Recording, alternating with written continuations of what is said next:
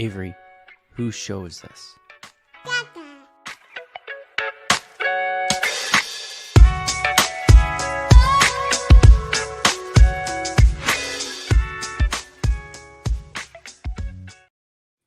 And we're live. Welcome everybody here to the Lakers Lounge Podcast. I'm Anthony Irwin, senior Lakers insider, as well as lead Lakers content creator for Offside, joined on this incredible Wednesday night by Raj Tapalu. The Lakers beat the Houston Rockets twice in a row.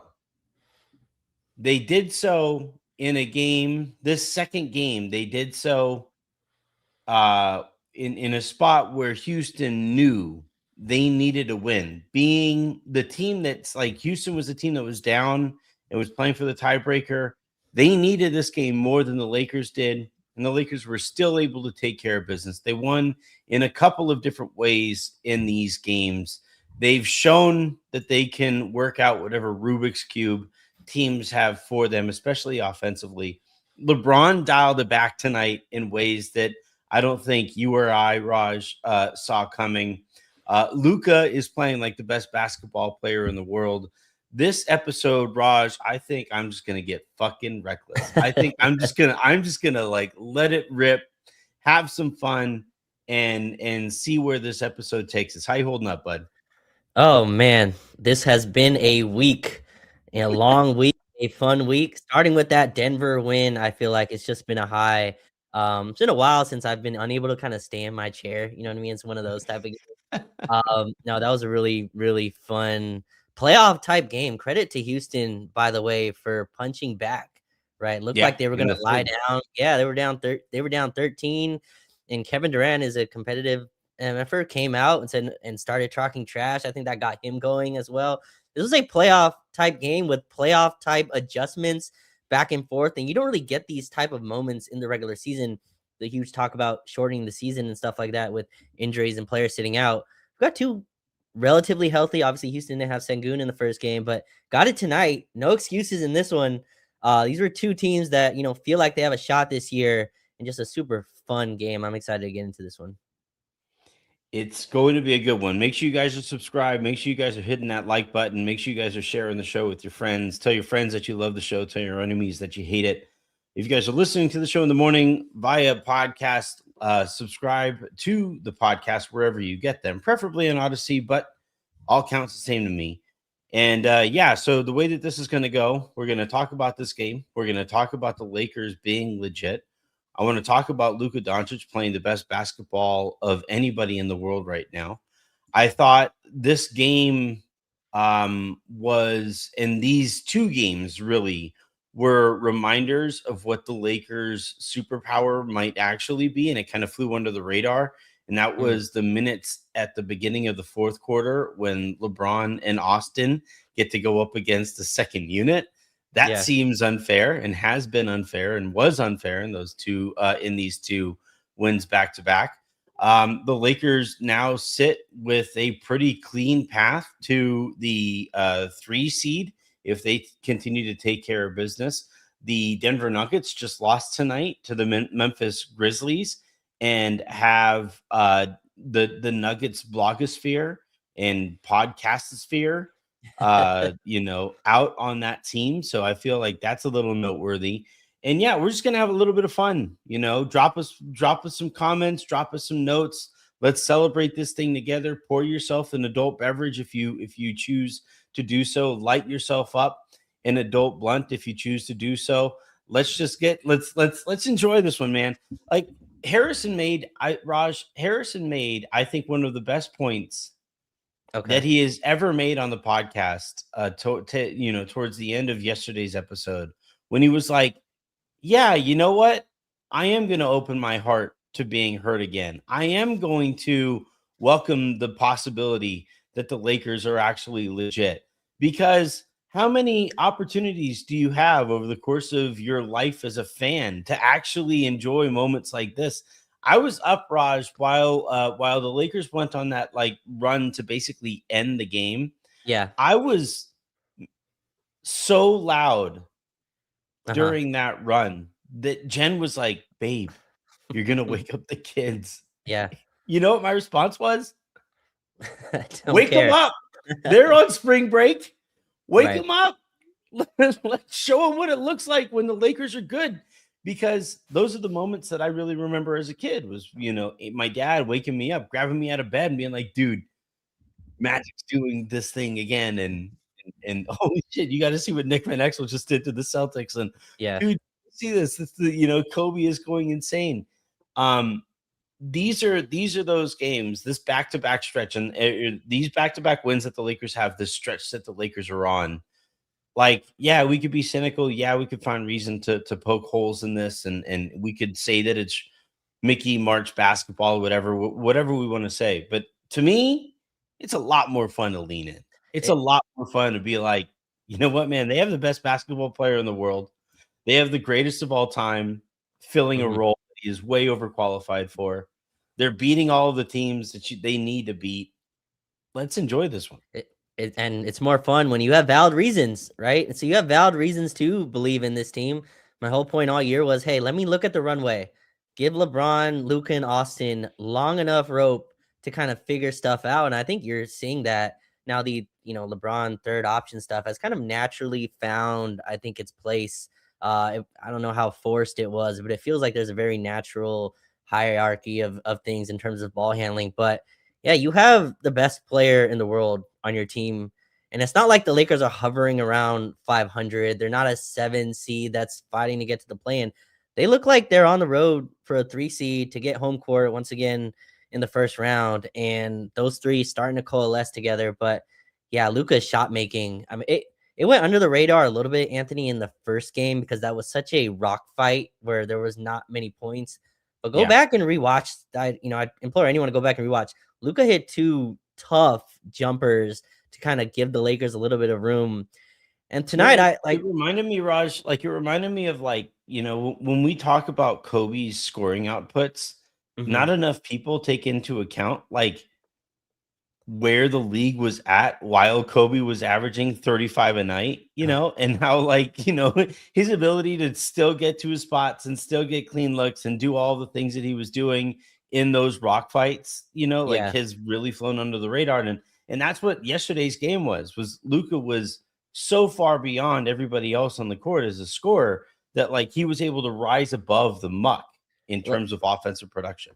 Well, compare it to these two teams, right? Kevin Durant is a brilliant shot maker, but down the stretch, when defenses tighten, when everyone is on a string, I thought Houston had a tough time creating shots, right? It was a lot of Jabari Smith trying to create, Tari Eason trying to create as the Lakers took away, and most defenses do. Most good playoff teams are going to take away your first option. And to have a shot maker that's just like, yeah, you take away my 3 options, I got number 4 in the bag. The step back 3 is such a haymaker weapon.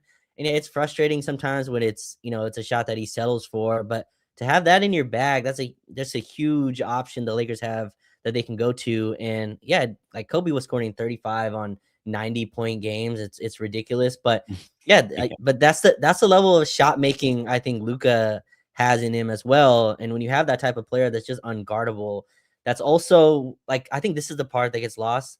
Luka's also one of the best passers in the league, and that's what makes him an unfair matchup, right? KD is a brilliant scorer, but his passing is the question mark on him. Luka was this is crunch time, by the way. Luka's going behind his back, throwing no look lobs to split double teams in crunch time. Double team. Bro, but in crunch time, that's plays that players are nervous to make in a regular flow of a game. This is crunch time. He's going behind the back, split the double, lobbed a Rui while looking at the fan. That, by the way, be smarter in who you heckle. Luka Doncic. No, shut up. Let these fans keep doing it. Let these fans keep doing it. Yeah, I know we were both in the offside chat tonight for the game. By the way, shouts to the chat. We had oh yeah, it was live. It was live. It was going off. You guys are gonna want to join us in there, but I had noted that it was the end of the quarter. Dorian was guarding Luka at the end of the quarter. Luka didn't like the way that Dorian finished that possession, was kind of yapping at him and stuff. And one of the key baskets kind of flew under the radar. But one of the key baskets in this game was over Dorian, and Luka made sure to let Dorian Finney-Smith know about it. But no, I kind of want to go back to the two different styles that the Lakers beat the Rockets in these two games. And that, like you said, Raj, like the first one was a total throwback 90s, just kind of grind it out, grimy, ugly, physical, gross game that like every point felt like you had to like give a part of your soul to get, unless you you were lose an Luka. arm. You lose an arm on every possession. Guys grabbing shoulders, grabbing elbows. Yeah, it's just a and meanwhile, nasty Luka's game. just like kind of like step back mid-range jumpers. Just like da da da da with like bucket, da da da da bucket. But you had that game as the first one that the Lakers get over the Rockets to keep their tiebreaker hopes alive. And then in the second one, you had Kevin Durant more involved in this one. The Rockets had Alperen Şengün, who I thought made a big difference in this game as well. And you had a much higher scoring game where the Lakers needed to execute offensively down the stretch against one of the better defenses in the league. The Lakers down the stretch of this game, Raj, made the Rockets, who I called, if not the most athletic team, one of the most athletic teams in the sport.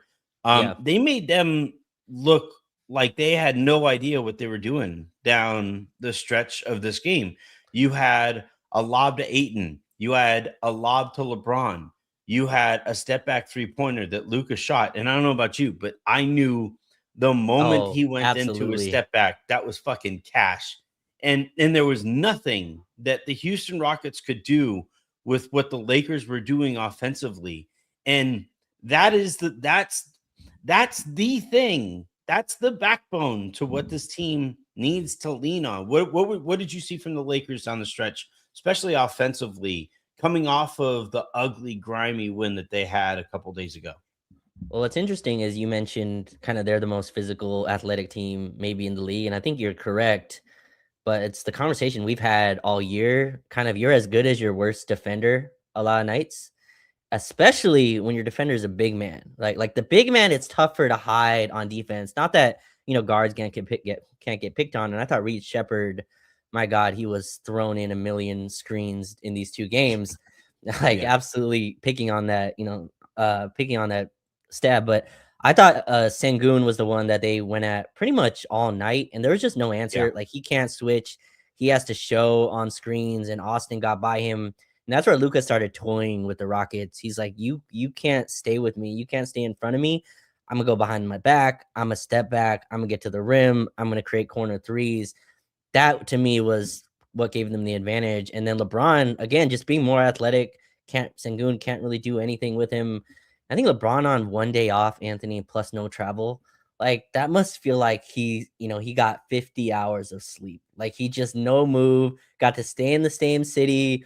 He's 41, so I'm guessing he's not going out or doing anything in Houston, right? Like, he's probably just staying home. Well, he actually told Lisa Salters after the game he didn't feel that good going into this one.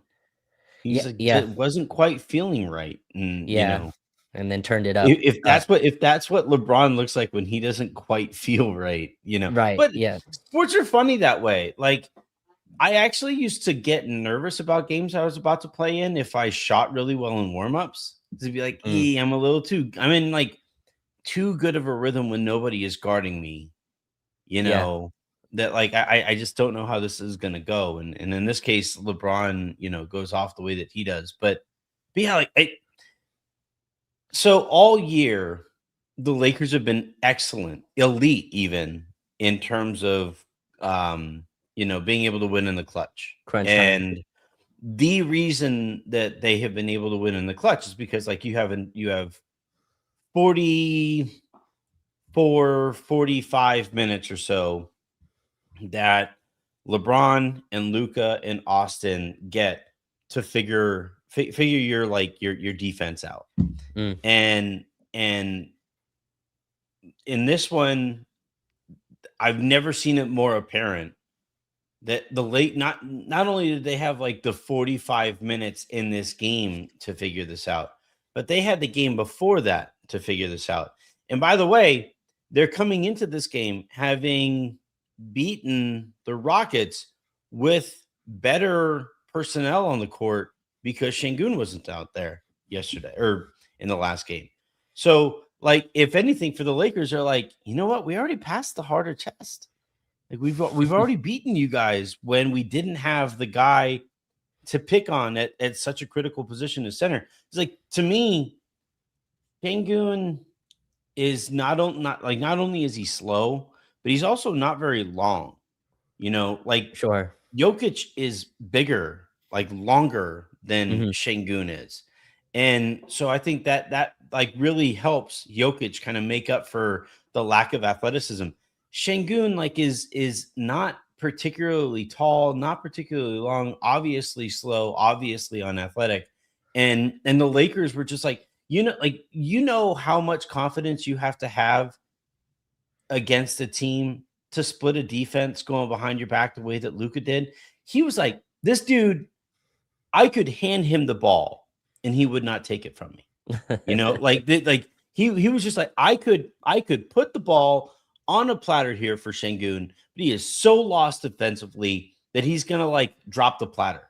And it was incredible to watch that. And then also very importantly, on the weak side, the Lakers knew exactly where they needed to be, what cut to make, who to make that cut, where to get to on the court, in order to fully execute against a Houston defense that just had zero hope down the stretch. And I'll say another part of this is Reed Shepherd, who I think is brilliant. And again, I came away from these 2 games going, that guy needs to play way more on the Rockets to go anywhere. I understand Amin Thompson, I think, was fantastic tonight, but Reed Shepherd, I feel like, is their difference between their ceiling, them hitting whatever ceiling they had. But yeah, Luka being able to hunt both of those, I thought down the stretch, Houston had a tough time kind of staying with him. Somebody I want to kind of give credit for, I thought DeAndre Ayton again was awesome, and he's kind of in this, right? The pick and roll takes 2. Him and Luka's, I guess, pick and roll chemistry was as good as I've seen it tonight. This coming off the article, where Ayton was very reflective in terms of where he's at in his career, but I thought he was fantastic, and it's such a release valve. When you don't have anything going, Ayton seals his man in the post to give it to him, and his ability to hit a jump hook, his ability to hit a turnaround, like just to be big with, finesse and skill. You see the kind of difference between him and Jackson, who I think Jackson has a role on this team against certain teams. Houston's one that I think we talked about it, a couple of days ago. Jackson's athleticism gets neutralized against a team like Houston because they're just athletic all over the floor. They're all like that. Yeah, so they're all just looking at him like, we can get to your elevator as well. But that's where I think Ayton being a bigger physical body helps, and his just roll gravity with Luka was fantastic, and he was awesome. I don't know how many rebounds he ended up with. I thought he got a bunch of hard rebounds, had to fight for a ton. This was a grimy game in the third quarter, which I think kind of leaned Houston in that quarter. But yeah, just overall, again, I think, Tim Legler was kind of giving Houston some moral victory points. God, he was so bad. And I understand it from a perspective, like, yes, I thought Houston did find some stuff in the third quarter, but you lost 2 games on your home court to a team you needed to win at least one of these. I thought there was some desperation from Houston to start this game. Thought they were kind of really pressuring when they came out, but no, this is just a huge win. It's hard to beat any team twice, especially on the road. A team that you're fighting in the Western Conference with. This is a huge win. I completely disagree. Like, I don't think Houston gets any moral victory out of this one. Like, going into these 2 games, Raj, who was considered the better team? Houston. Yeah, I think nationally, Houston. Yeah. Houston was considered the better team. Both these games were played at home. Houston going in only has to win 1 to secure the tiebreaker. There's no reason for Houston to not come up with one of these wins. So when Legler is talking after the game, well, at least you got that stretch in the third. What are you talking about? Would you say that about the Lakers? Like, would you say, like, had the Lakers lost this game, would you be sitting here saying, oh, at least you got the split? No, you would not. You'd have Kendrick Perkins out there burying Luka Doncic and like, see, that's why I have Jaylen Brown in my top 5. Like, stop, man. All game, every single call that happened that was like debatable or whatever, Laker was on the side of Houston. It was like, Giving the devil's advocate kind of what on are you every doing? single. Yeah, KD doesn't need an advocate. But like I don't know. It reminded me honestly of like Stan Van Gundy because and it's at least explicable with Stan Van Gundy because the Lakers beat him in his one opportunity at a finals, right? At a championship. I can There's some grudge understand there. why like Stan Van Gundy is kind of like salty when he calls Lakers games. For the life of me, I could not understand why Tim Legler Yeah. was like calling that game that way. It was Yeah, and super weird. overall, I liked Tim Legler's analysis, so I wasn't listening too closely in terms of what he was saying. But I'll tell you who did not take it as more victory. I'm pretty sure Kevin Durant. KD was annoyed, Yeah. upset early. He wanted this one. You could tell there Can you was imagine the stuff he's saying in the new group chat that he's in? oh man, KD. But yeah, that dude wanted this one bad. You could tell every single like it was. I think it was the first quarter. He was clapping at dudes. He was telling people to calm down, like get your game together. He wanted this one bad, and I was again, Anthony. I was shocked. He came out 2 shots in the first half or first quarter, whatever it was. I thought there would be a little bit more of an aggression from him coming out, but and again, the Rockets did find stuff in the third quarter to get him going. I thought he got some isolation baskets to get himself in rhythm. But to me, the fourth quarter defense, so before Sengun hit some late 3 that doesn't really, matter, and then the free throws that kind of just extended the game. 21 points for Houston in the fourth quarter. That's really a number for me because in the third, it felt like they really, I think you put it as a Rubik's Cube. It looked like they solved the Lakers defense to an extent. And for them to get their water shut off in the fourth, that to me tells a lot. In terms of how these two teams look at each other. The Lakers again stomping on the throat twice now in the fourth quarter. Like, no, you're not taking this game. We're stealing this on your home court twice. That's a psychological advantage that they have. And this just shows, again, I think this is the 5th team this week that they played that's kind of trying to do something. This is I thought this is another fantastic win. Now they kind of play some lesser teams going forward with Miami and Orlando, but yeah, to sweep this, I think people are looking at, all right, you sweep, you split the Houston games, you split the Denver and Minnesota games. That's how I was looking at it. Yeah, to win all these out like that, this team is rolling. I want to discuss how I think that the Lakers shut off the Rockets' water in that fourth quarter. Because like in the third quarter, it felt like Houston was kind of dictating the terms of engagement, right? And the Lakers were trying to continue to double Kevin Durant, and KD just kept on finding Şengün in that kind of like middle spot on, in the middle of the court. And the Lakers were trying to like operate still in contain, but Şengün I thought was able to get some open looks, and then I thought the Lakers basically stopped applying so much pressure up front on KD in an effort to pre-rotate to the pass that he was going to make to Şengün, and that didn't accomplish either of those 2 goals. And I thought in the fourth quarter the Lakers were like, you know what, we still have to trap KD. I think KD still took 2 field goal attempts in the fourth quarter. The Lakers basically sold out to stop KD, and then sold out to make sure that Şengün wasn't comfortable in that like short roll or in the middle of the court. And they were basically just saying like Jabari Smith, Tari Eason, Amen Thompson, like Reed Shepherd basically I don't think he played much down the stretch of the game. But like Dorian Finney-Smith, Okogie was out there, some too. Like, if the ball rotates out to you guys and you're open, we'll still close out on you, and we would prefer that you miss.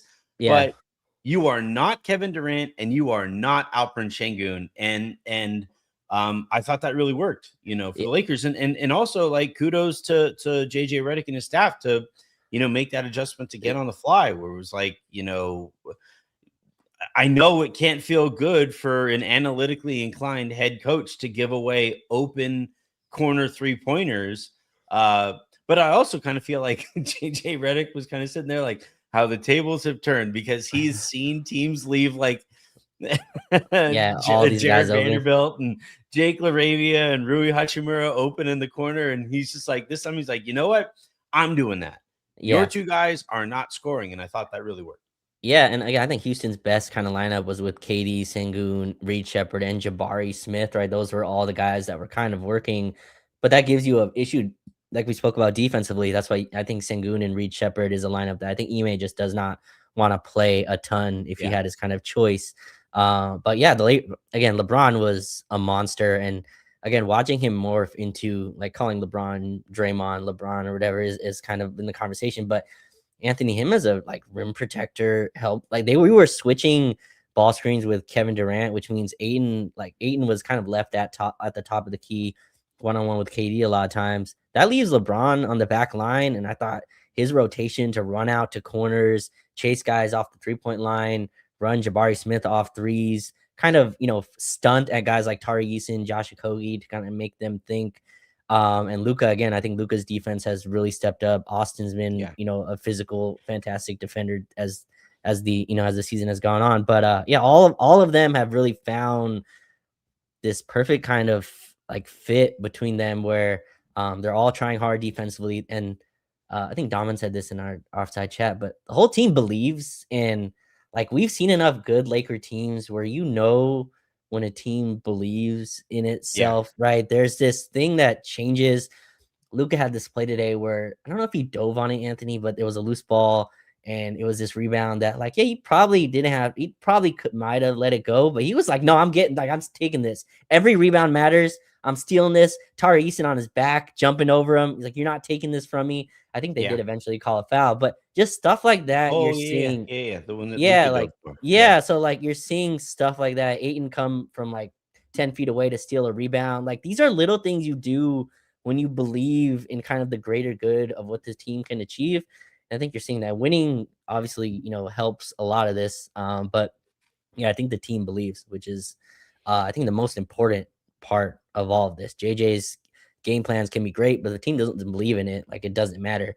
But they came out and like, oh, this is what we're doing. All right, we're gonna play this. This is the game plan, and everyone's in line. That to me is that's super impressive.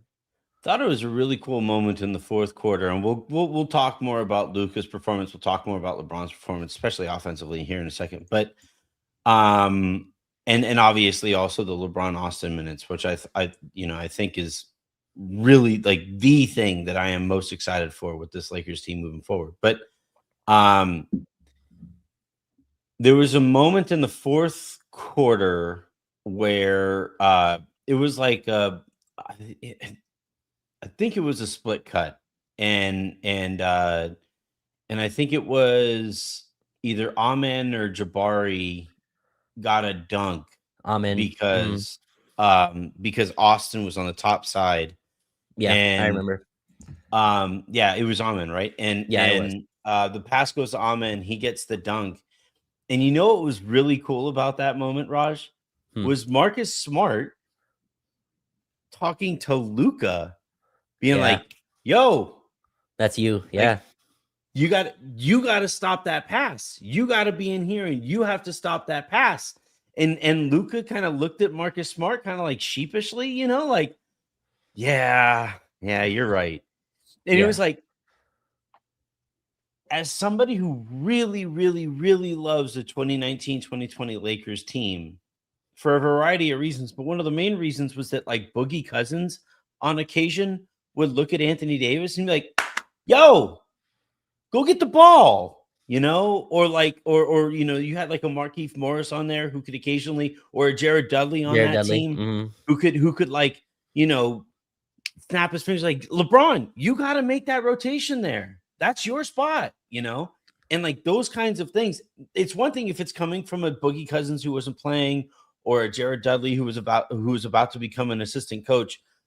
This is Marcus Smart, former defensive player of the year, playing 30 minutes a night, like still capable of playing 30 minutes a night, telling Luka Doncic, yo, that's got to be, you have to make that rotation. This doesn't work. Yeah. If we have guys just being okay with missing rotation, that was awesome. That was my favorite moment of this game. Might be my favorite moment of the streak. You know what that also does? It amplifies when Luka says it too now, right? Because now that he's doing all this stuff, there was a play, and Rui gets the end of this a lot. It's just he's somehow the one that they're pointing at. But I forgot what play it was, and they gave up some backdoor, and Rui's like, "Hey," and Luka's like, "Hey, that's you, like Rui, that's on you to do it." Yeah. And so like I think that gets amplified more when he's the one doing stuff. Like Luka took a charge today, and the Lakers I think lead the league in charges, but when that's a culture of your team, right? You can't just get out of the way because, like, oh, Marcus Smart's doing it, Austin Reeves is doing it, LeBron James is Yep. doing it. I got to step in there too. And Luka didn't get the charge call. I don't Should have remember been what they. challenged. I thought that was a charge. Yeah, but it wasn't free throw, so I think that's why JJ decided not to challenge it. But yeah, he stepped in there and took a charge, and that's kind of become the team ethos is that we put our body on the line for the team. And so when you have a whole team doing that, there was a play today. I gotta go find it. But DeAndre Ayton had my favorite verticality of the season. A lot of times when teams kind of go at him physically, he has a tendency to kind of, back up. But he's like, no, Yeah. I'm staying straight up. I'm being Right. physical. And On he did Amen not get the. Thompson. Yeah, I think it was. Yeah, it might have been Amen. It was But he got. Amen, and then it was a play because everybody was kind of angry Yes, afterwards yes, because they yes, thought that Amen threw the ball out of bounds. yes, yes, And they yes, wanted JJ Redick to challenge it, and yes. and Aiton was like, Aiton also wanted to challenge. I think it was a good non-challenge because I think Thompson threw the ball off of Aiton going out of bounds there, but still, yeah, I know Yeah. exactly which play you're talking about. Right. And so like there's a physicality that the Lakers are keeping up. I remember Anthony being there watching them play the Rockets on Christmas. And there was a level of bulliness that the Rockets were doing Yes, to us. just wear them down. Yeah, Yeah, but it was like, ooh, we can't even physically stay on the floor with this team. Like that's how they yeah, played us on Christmas. And that was, if people remember, JJ Redick post game, like that was one of his most like where he went at the team. He's like, I'm not doing 53 more games of this. Like that was that post game. It was like, yeah, I'm not that, like I told the team I'm not doing 53 more games of this. And so you watch these two games, and like the stark contrast between them in terms of where these teams are is so interesting to me. But yeah, really fun road series where I think the Lakers, in my opinion, Anthony, they came out to make a statement. Like that 13-point lead wasn't some, oh shucks, we're playing well. I was like, oh no. That first game wasn't a fluke. Like we're better than you, and we're gonna come out and do yeah. it. I thought that was fantastic. Not only did they build that 13-point lead, but credit to Houston, they fight their Yeah, way back fought back. into it. But the way that the Lakers ended this game, where it was just like haymaker, haymaker, Shut the door. haymaker, Yeah. haymaker. It was just like, oh man, it was awesome. I haven't reacted that way to a Lakers regular season game in a minute. That felt good. Let's talk about some of the individual performances. So you had LeBron go 13 of 14, Raj, at 41 years old, scores 30 points, grabs 5 rebounds, a couple assists, a steal, and a block. Actually, I think he was not credited for a block that he had, but because I know which block that they gave him. It was an insane block that he rotated over with his left hand. But I think he stripped another guy on a different one, unless that's the steal that they're giving him. But 30 points there for LeBron. And it was funny because, like, in the chat, people are like, oh, another bad Austin game. It's, athleticism and, this and that, this and that. It's like, no, this was a LeBron game. And this is what you can do when you have two guys behind Luka who are as qualified and as good at basketball as Austin and LeBron. Sometimes it's going to be Austin. Sometimes it's going to be LeBron. And in this case, LeBron started the game incredibly hot and then just like continued on from there. I would have been pissed if the Lakers would have gone away from LeBron to hopefully get Austin going in this one. Yeah, and like that's been my annoyance with this conversation. This is not an RPG game where it's like, all right, 20 shots for Luka, 13, 15 I for can't Austin. believe you know what an RPG is. Well, yeah, I mean, I grew up with video games. I didn't play very many of them, but I know what an RPG game is. Final Fantasy and stuff like that. But yeah, this is not a RPG video game where you just put shot attempts, into a structured line. If LeBron's feeling it, he has the autonomy to take shots that he needs to. And tonight he hit huge. I think we went down 6, Anthony, or 5, and we're like, okay, we got to get a basket here. And LeBron hit this shot that, like, if he hit this shot 20 years ago, you're like, wow, that's in his bag. But like, it shows kind of the work going to his left. Yeah, He going to turn left the corner on Şengün. fading And he left. shoots the fadeaway going Yes, away from Şengün fading instead. fading away, Nothing but the swish. bottom. And that's Yeah. a go-to shot for him now, which again, I think if you didn't catch LeBron's early part of his career where he was kind of forced into being a jump shooter, that's impressive that that's now a shot that he relies on that's in his bag. But yeah, just he was fantastic. Again, he missed one shot tonight. He had a physical advantage. He's one of the few guys And the on the one that he team. missed was, like, should have been a foul. It was Like, a absolute foul. Sengun fouled the it hell was out of like him. 3 guys fouling him on the play, Yeah, you know? but It was but he's one crazy, yeah. but he's one of the few guys against Houston that has an athletic advantage over his defender, right? Like Luka and Austin, as brilliant as Luka was, he doesn't have like a physical advantage over his primary guy.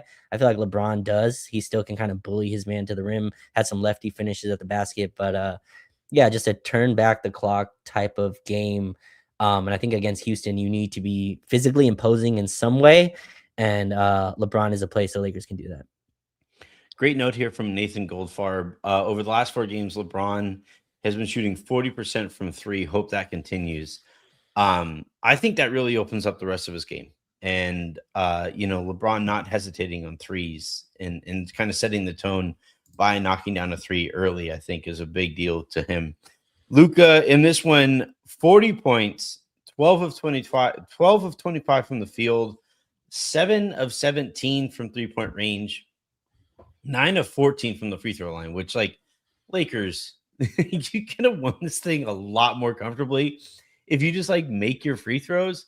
But anyway, Luka scores 40 points, just dishes out 10 assists, grabs 9 rebounds, had a steal, did turn the ball over 5 times. Got a little nervous there, Raj, because the Lakers like opened up a bit of a gap with the LeBron Austin minutes. And Right. then And Luka gets in there, and you're like, all right, really time to, like, let's right, go. extend It's it. really step on that gas, Luka. And he was like, turnover. Shit. All right. Well, all right. Next time, Luka, you got this turnover again. Mother. But fortunately, Luka is actually pretty good at basketball and really kind of like again, I don't say this lightly, but not since no, yeah, no, I can see where this is not headed. well, because the Lakers have had LeBron in between, right? So, Right. like, LeBron is also an incredible, like, closer of basketball games. Sure. But the Lakers have never had LeBron at his, like, best basketball player in the world peak, you know? Like, since the Lakers have had LeBron, Jokic has been there, and, Steph has been there, and, like, but this is the first time that the Lakers, since Kobe, have had a guy that was like, Yeah, he's "Oh, at his peak, he's right? the guy," right? Right. Like, he's the guy at his peak.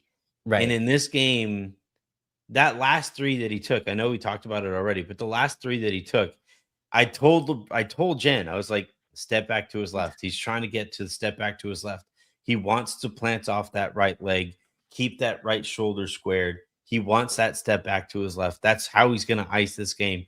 He gets to that shot. I'm like, game before he even, but not as far as like when it's going off of his fingertips. It was like as soon as he created the space, I was like, game time. I was up off the couch. I was behind the couch. I was walking around my island that we have there in the kitchen, like game time, dagger, boom, and it was just incredible what Luka has been doing on both sides of the ball over the last 7 games that the Lakers have been winning, and it, like, really basically since the All-Star break, but like over these last 7 games, this is some of the best basketball that you will ever see from anybody.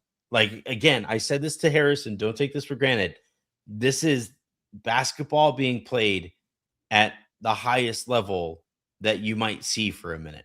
Yeah, our friend Mirjam, she kind of tweeted out Luka Doncic the entertainer, right? And I love that Luka understands that like both are important, right? He has Yeah. this comes off more in person, just in my opinion, but like he just understands that like not only is it important for him to score, but it like the entertainment art of it is definitely part of it.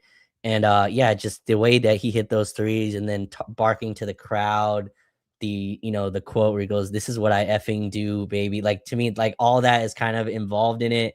And you're right. This is like, people throw generational around, I think, too easily nowadays. But Luka Doncic is a generational, at least, talent, right? You can Yeah. argue whether he's reached that, but 5 first-team All NBAs in his first 6 years in the league, that just does not happen. There's a generational talent, a generational passer, a generational scorer that walked in this league, and you're kind of seeing him now. When that guy is at the peak of his powers, you can win any night. And I think that's starting to show. We're down the stretch. You see the difference between a team like Houston, which, again, Kevin Durant is still incredible, but he is nowhere near the peak of his powers anymore, especially when that's your main He guy was that you got never to. this good. Kevin Durant was never this good. I'm saying it. Kevin Durant was never as good at basketball as Luka Doncic is right now. The last 4 possessions of that game, Raj, you had Luka split a double team with the behind the back dribble and get himself to a spot where he could throw a lob to DeAndre Ayton for 2 points. And then he puts himself in the spot again where he can throw a lob to LeBron for 2 more points. And then Yeah, he knocks down, I think he knocked down a mid-range jumper somewhere in there as well for another couple of points. And then he just outright ends the game with that 3-pointer, that step back 3-pointer. That was Luka 9 points. yeah, he's to like, what the Lakers win by 8? Yeah, they won by yeah, 8. Luka was responsible for 9 of those points. yeah. It No, was just he's unbelievable what he did down the stretch of that game. one of my favorite quotes from I think this is from Zach Lowe. I think when the Lakers traded for Anthony Davis, he had this quote. He's like, you could you could have the number 1 pick in 10 straight drafts and not get a good player as good as Anthony Davis. And Yeah. we know how much we love AD. Luka Doncic is a tier even above that, right? And I think that's where, not to like slander AD at all, because he was incredible while I was Yeah. here, but just to kind of put in perspective how generational a player Luka Doncic is. It's why the trade broke basketball. It's why anytime he scores 30, Nico Harrison's mentions somehow light up. Like, Yeah. and that's gonna keep happening. Sorry, Nico Harrison. Like, that's gonna be your life for the next X amount of years. But yeah, Luka's starting to feel it. He's starting to understand it. And I think the really important thing to me is LeBron, Austin, and down the line, the team believes. Like we can talk about Spurs and OKC on another day, but this team believes that you put them in between the lines between anyone, and they think they have a shot right now. I want to go through this. So 3:12 to go in the 4th quarter. The Lakers take a timeout. The following plays from there. So Rui blocks Şengün. The Rockets wind up getting the ball back and they score on that possession. From there, though, this is the play where Luka splits the defense, and it wasn't Ayton who he threw the lob to; it was actually Rui that he threw the lob to. So that was at 2:36. He throws the lob to Rui, and Right. then the Rockets miss a 3-pointer. The Lakers get the rebound. Luka misses a 28-foot 3-pointer, and then the Lakers commit a foul. The Rockets eventually turn the ball over. And then the next play down, Luka throws a lob to LeBron to bring the score to 117 to 111 with 122 to go. And then the Rockets come down. Kevin Durant throws a bad pass. The Lakers come down on the final on this play here coming up.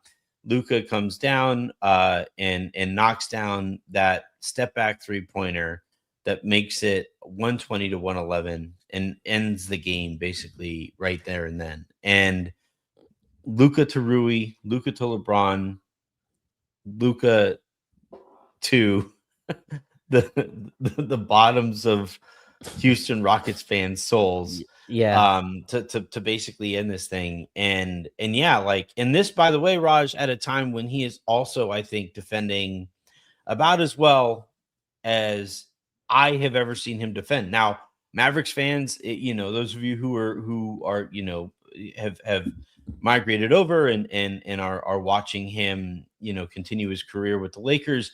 If you guys have seen him defend better than this, let me know.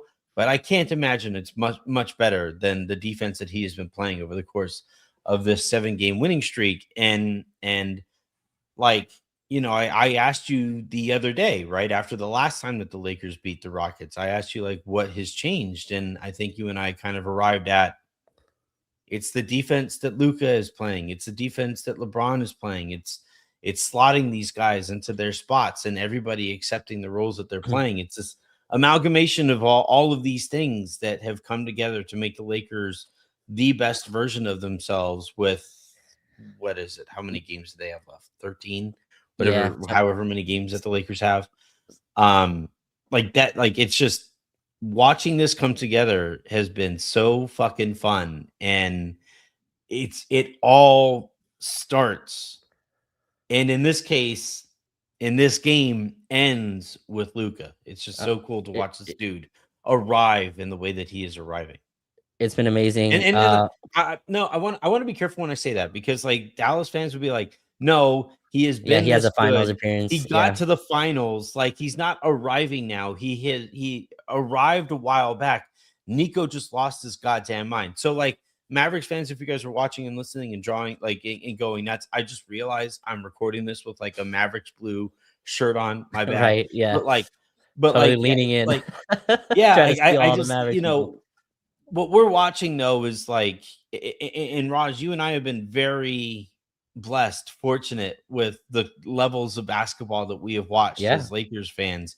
What Luka is doing is as good as the basketball that we have seen from any Laker ever. it, it is. It's why again the trade was destroyed as it was. Luka Doncic has been the conversation around him is so interesting and funny because for a long time it was this, well, he's just a shot chucking dude that just wants to get his stats or whatever, which I never thought was the case. There was always place for optimization for him, but he's just he's stepped into the best player in the league.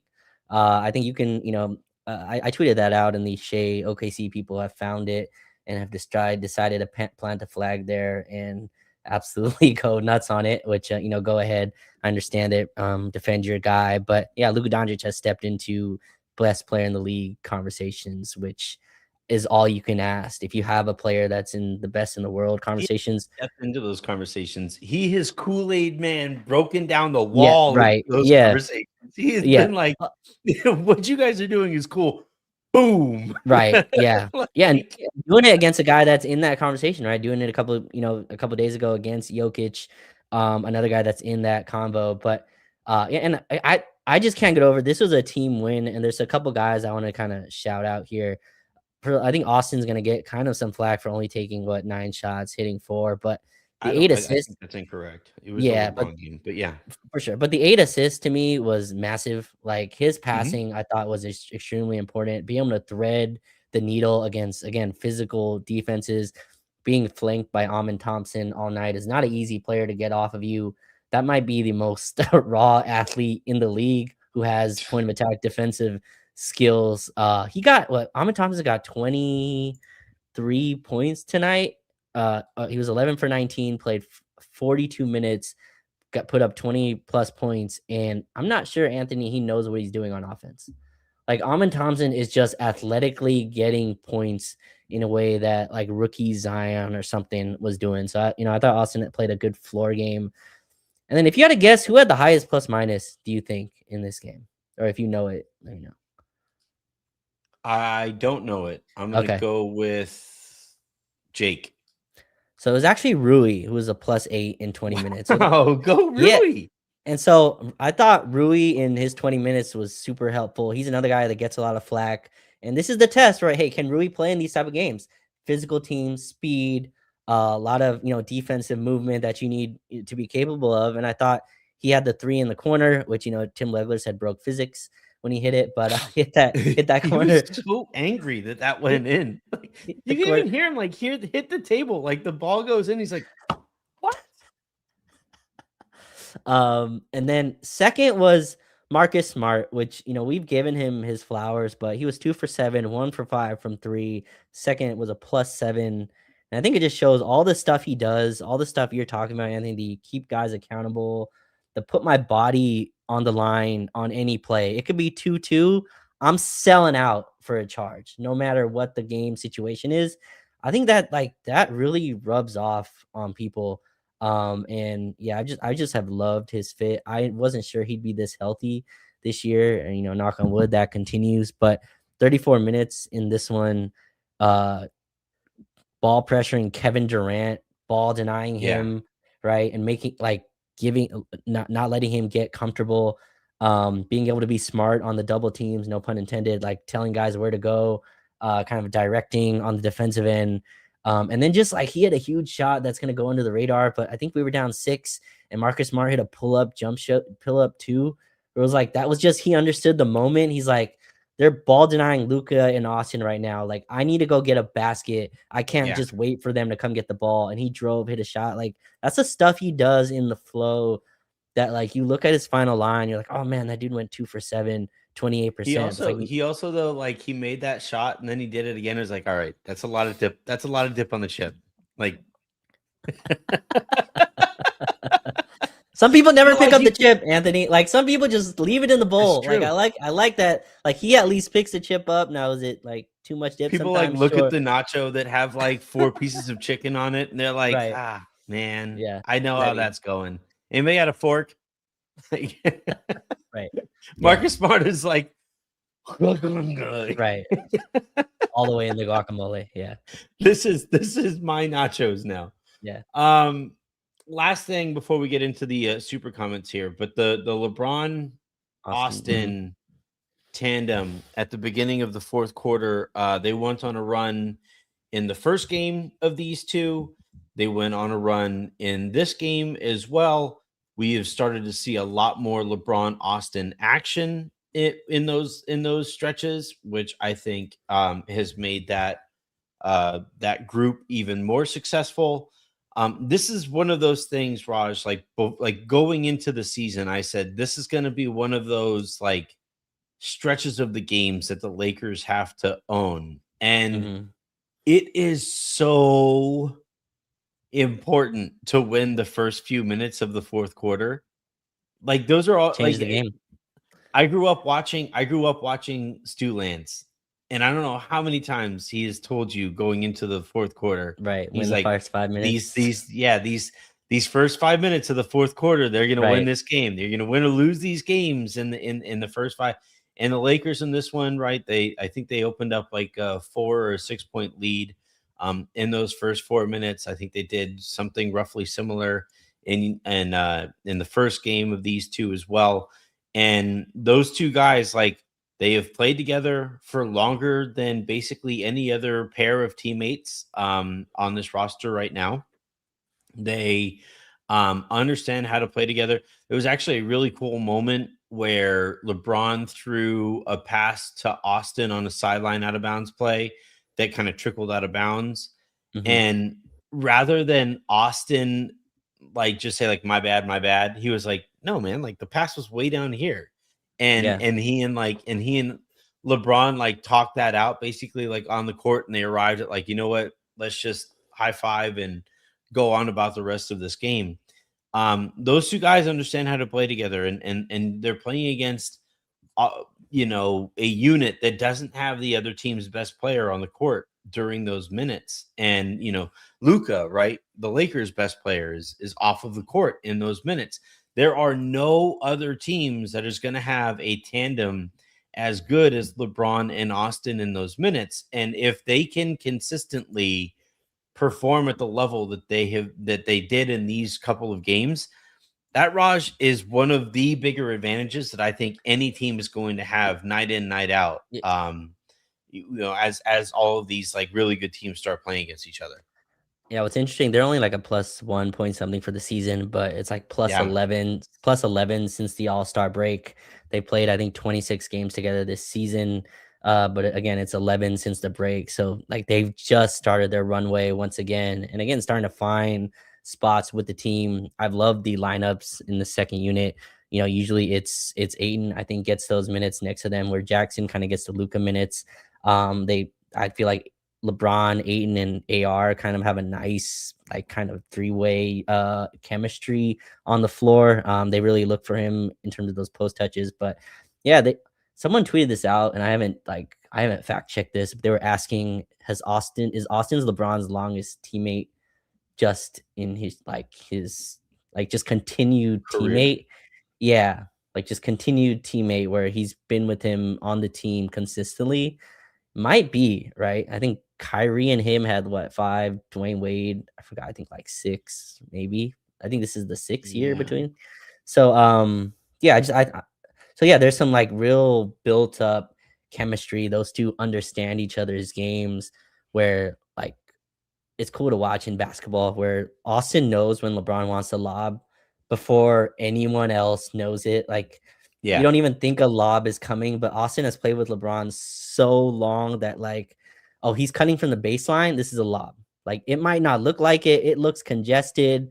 It's not a lob that maybe only Luka can throw, but Austin's like, I know LeBron's gonna be looking for a lob here, and that's like really fun. And I think it's no coincidence that like LeBron's nastiest jams come from Austin lobs because those two just Yeah. have like this telepathic understanding of, oh, this is a lob play right here. I've done this a million times.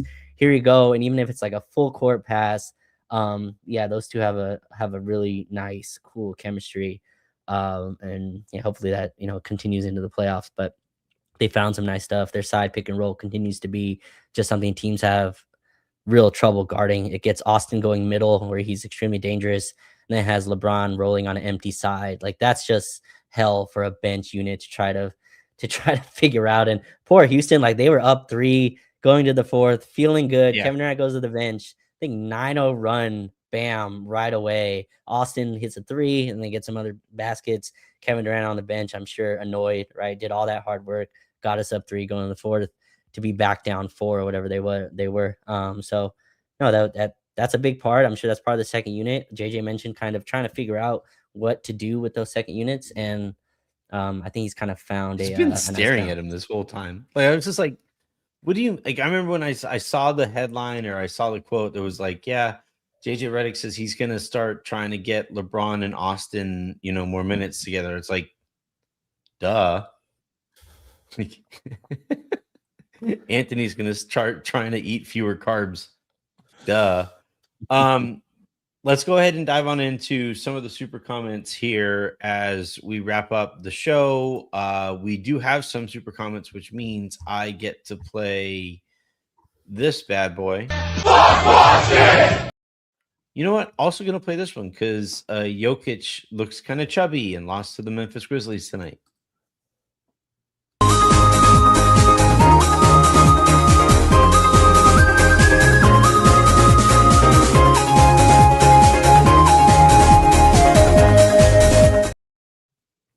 I just love that he just like floats down towards the end of that thing. All right, so the first super comment that we have here from Laker Pride 6189. Great win. If I had one complaint, it would be why did JJ wait so long to get a timeout in the third? Some of that run could have been prevented. So I kind of asked around about this a little bit and then just kind of like piecing everything together. So JJ Redick is one of the most analytically inclined head coaches that is currently going in the league. And in the analytics community, there is a lot of pushback against the theory or the concept of momentum. And so within the analytics community, if you don't believe in momentum, you don't think that you need to take timeouts to cut off that momentum. And there's this idea or even ideology that like you need to hold on to your timeouts so that you can be that much more organized down the stretch of the game. I'm not saying that I agree with it. I'm not saying that like I do believe in momentum. I've played enough golf to just say that I know what momentum feels like. We've all played enough sports to know what momentum feels like. So like this notion, and it's crazy to think that like a head coach who was so reliant on outside shooting would not believe in momentum. But that is kind of the explanation that I have gotten most frequently when I've asked about the approach towards timeouts or not taking timeouts to stop runs, because there's this belief that like you could take that timeout and if the run continues, then you just wasted that timeout and won't have it down there towards the later stages of the game. Yeah, I'm not 100% sure, but at least I think JJ believes in momentum. I'd be shocked if he's one of the coaches that don't. I don't think it's to me, it's him saving his timeouts. I remember the Denver game, Anthony. I thought he planted the timeouts perfectly. Like I thought every single Denver run was, halted by the correct usage of the time. Not correct is obviously opinion based and kind of, the eye of the beholder. But just in my opinion, I thought the timeouts were kind of placed perfectly. Tonight I got to go back and rewatch. Sometimes coaches just let their players play through things. Sometimes they don't believe that the momentum has shifted in a way that when we're watching. You believe it is. I've caught this like being at games. There's times where it like when I'm rewatching the game, I was like, oh, I didn't even realize that team went on a 12-0 run because in the building it didn't feel that way. Like the shift didn't feel the same. So it might be some of that. I don't know. It's kind of like the one that annoys me is this is a tangent, but the hot hand theory is so insane because like anyone who's played at all would Yeah, we know what that understand. feels like. Yeah, there's a point where I hope everyone's got to feel this at least once in their life because there's just nothing like it where the rim feels like an ocean. Like there's something that like you get into like this flow state. But yeah, so I think you can feel that in like non-sports. yeah, sure, Like sure. I've felt that way, Yeah, like sending making tweets, like just randomly floating be like, damn, those are like 3 fire tweets right. in a row. Like, Free look at fire that go, tweets, you know? yeah. It's like, 3 right? bangers. Like, Yeah. yeah, like I've been. This has been all right. Like, no, here's another example of that, Raj. In this episode, you and I have alluded to like 3 or 4 straight plays, and as we have been describing those plays, we have like identified the exact play that the other person is talking about. Sure. Like, momentum is a thing. Momentum, 100%. In life, like the is the hot thing. hand, like everything, like you feel that there, and yeah, like whenever I hear nerds tell me that like momentum isn't real or that the hot hand theory is just nonsense, it's like, no, you're nonsense. You've just never, go I touch a love boob. I Like oh, I'm man. telling you, like you know what everybody who has ever done anything well, anything successfully, you know what that feels like writing, right? Like how 100%. often, you start writing a thing and then like you look up like 1500 words later or whatever it is, Yeah, you get in a rhythm. and you're like, damn, that felt good. That Yeah. rhythm, really mattered. And yeah, that's definitely a thing. The next question here comes from Landon Archuleta, who writes, Luka has been the best player in the league, and the Lakers are clicking, but JJ should start getting Coach of the Year talks. Mm. He's been dialed the bleep in. I man, my vote would probably still go to Jordan Knott. Um, because of the job that he has done in Phoenix with the team that, like, you look at that roster and you're like, wait, how are they even in the Yeah. conversation for the seating that they're in? It Um, I think Joe Mazzulla has done a fantastic job in Boston. I do think JJ has done a very good job here with the Lakers. And we'll see how the rest of the season goes. What I will say, I don't think there is any award out there that I would confidently vote for right now. Like, there isn't like a defensive player of the year winner that I would vote for and be like, yep, that guy definitely. The closest would be Wemby, but I think there are plenty of guys who have cases to make elsewhere. Like, I'll just always say like Derek White belongs in those conversations just like permanently. And so on and so forth. And then you have like, the job that what's the guy in Detroit? Like for uh coach of the year. yeah, Bickerstaff, right? JB Bickerstaff. Yes, Bickerstaff, JB right? Bickerstaff. Yeah. JB Bickerstaff belongs in that conversation as well. And Right. you have plenty of coaches out there who are doing like extraordinary jobs and Yeah. so like but Coach of a J, year is JJ's been great. he's had I think he's had a better year than people probably give him credit for. I think one of Luka, LeBron, and AR have missed like 50 plus games, and for the Lakers to be where they're at, Coach of the Year is the award I probably put the least amount of thought into. Like that award just arrives, and I was like, okay, he's the Coach of the Year. Kind of like sixth man of the year, where like there's a real structure to it. It's really the team that's overperformed expectations.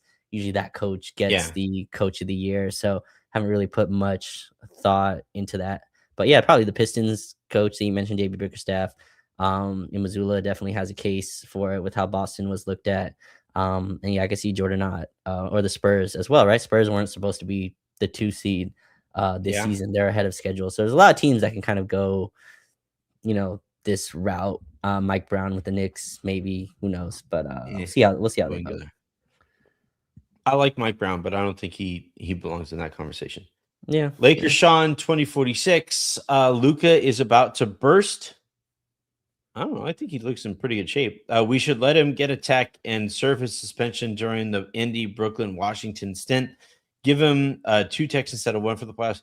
They reset. Like I've seen a lot of people make this point, but I'm pretty sure when the playoffs start, the counter resets a little bit. He doesn't like start the playoffs like 1 T away.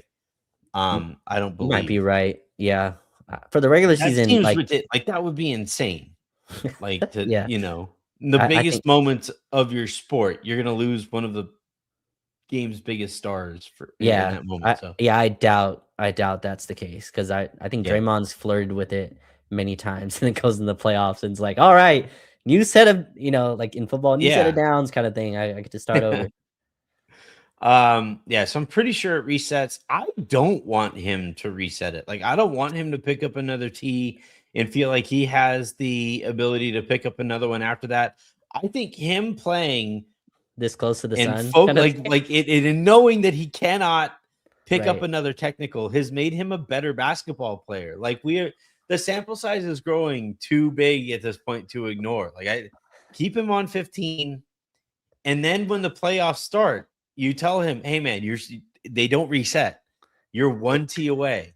It it's funny because Draymond goes the other way. Like he picks, how you get 2 technicals kicks you out. He picks up the first one, and it's like, oh, I'm invincible now because they're Yeah. not kicking me out the game. So I like that Luka's gone the other way. He's like, yeah, let me chill out a little bit on the refs. Well, I think it's a little different because like if I because I'll actually see that a little bit from Luca too, where he'll pick up his first one and he doesn't like stop talking after he No, picks of up his course not. first one.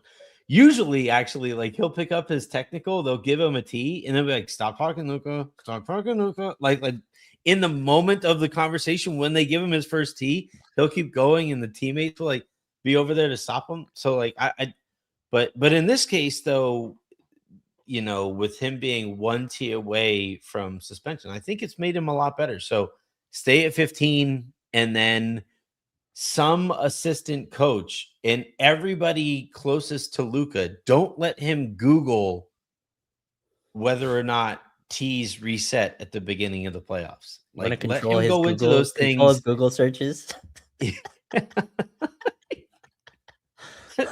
There's plenty of misinformation out there. Somebody can make a meme and be like, Yeah, Luca, you cannot pick up a T at the beginning of the postseason or either. you're suspended for the playoffs. I Yeah, am It's a rare occasion where I am pro misinformation. It's Luca. the one time. Yeah, Uh, let's go. We have a couple. Ryan Lucas. If LA wins the title, how does it change the summer? Well, I think they run most of this back. Like to I paraphrase would love to cross that Harrison. bridge. I would love to cross. Run it back! Run it back! Run it back! Like I'm with you, Raj. Oh no, they won a championship. What do we do? What do we do with this team that just won a championship?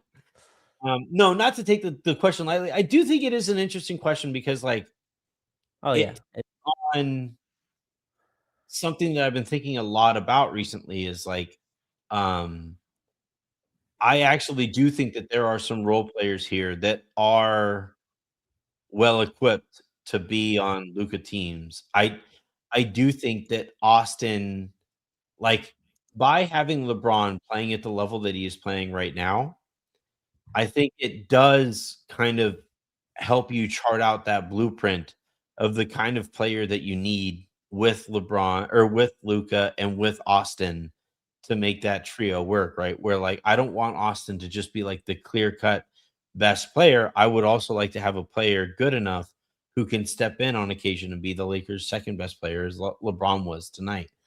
Um, I think like if the Lakers, not even if they win a championship, right? Like the championship is the easiest Right. result, easiest, Easiest Rubik road. to solve from there.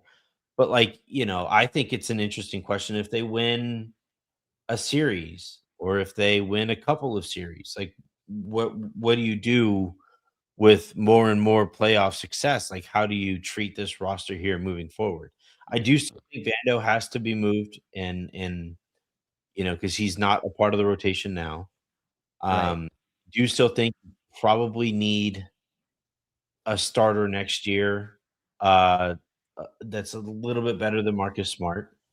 Um, but end of the day, that involves a really fun playoff run. And It I'm it it it. does. I'll answer it in short because I think a lot of Lakers like players are actually the Lakers have their bird rights, so the easiest route is bringing a lot of these guys back. Marcus Smart has an option. We'll see if he opts in. Probably played No, himself he a won't. better, yeah, probably paid himself a better contract than that. Aiden has an option as well. We'll see how that works out. But yeah, I think the easiest route is if they go far, then try to bring as many of these guys back and then use that space for whatever you can kind of upgrade. But yeah, to your point, I think Luke and Austin need an athlete next to them. To me, that's kind of what I've kind of gathered from this. Obviously, LeBron is still a peak athlete, and there's no LeBrons out there this summer, but you want to get some young kind of athletes to pair around, this backcourt.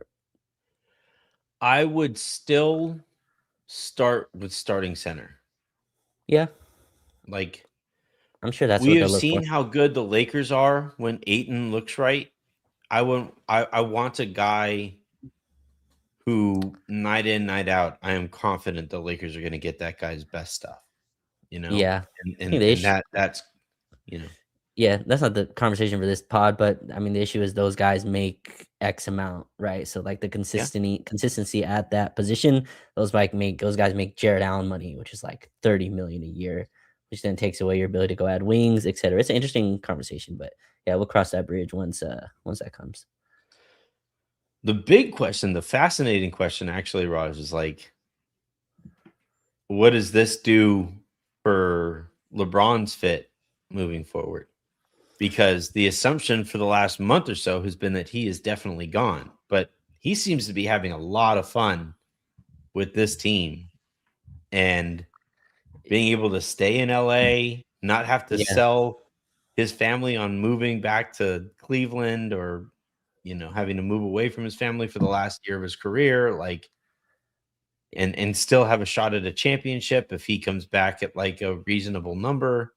This is the only place that he has like the chance at a reasonable number, really, right? That doesn't involve moving heaven and earth to get him that number. So yeah, it's there's a lot of interesting questions that are riding on how the next couple of months of basketball or few months of basketball go.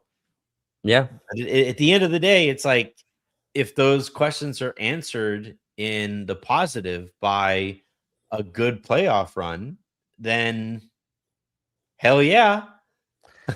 yeah, Sign me up. That'd yeah, be great. I yeah, I I have actually really come around on this team, Raj, as like from a likability factor. You know, like I think this is like with Luka playing as selflessly as he is, with LeBron accepting the role that he is accepted here so far, with Austin accepting whatever role he needs to accept on a night by night basis. With Now we'll see how long this continues here with Aiton, right? Because he started the season this way and then eventually kind of fell off. Um, but if this is something close to what Aiton is moving forward, that's a really cool story as well.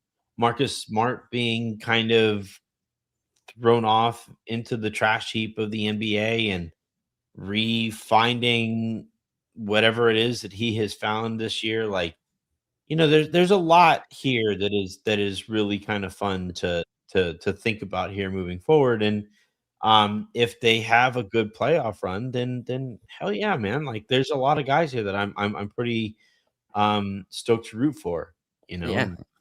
Winning is fun, and that's just it sucks to lose, and winning kind of creates chemistry. It creates closeness in a way that like losing doesn't. And I think that's why you're seeing this, not cynically, but you're seeing Aiden play the way he is, Smart playing the way he is.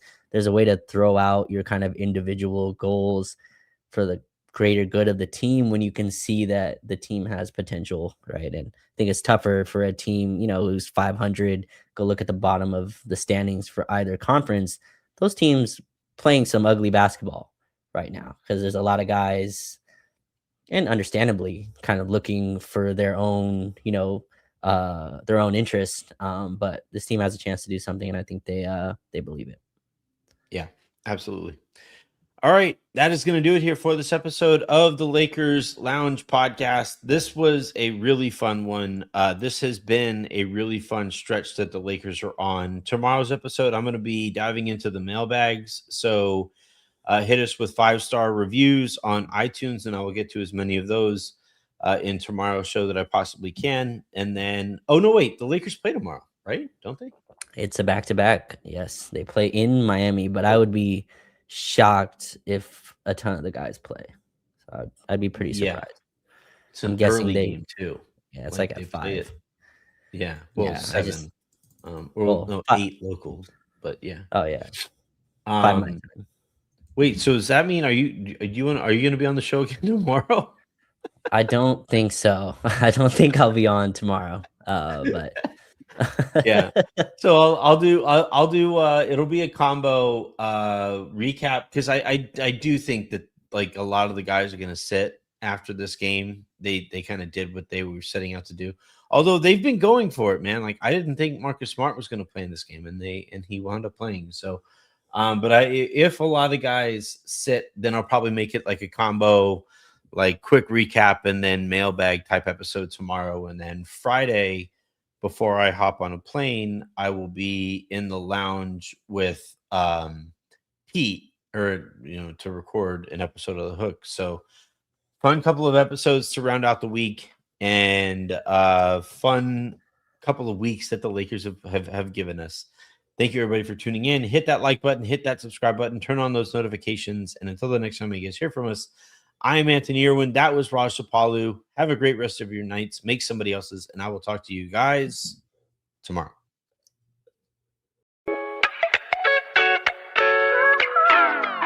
Bye, everyone.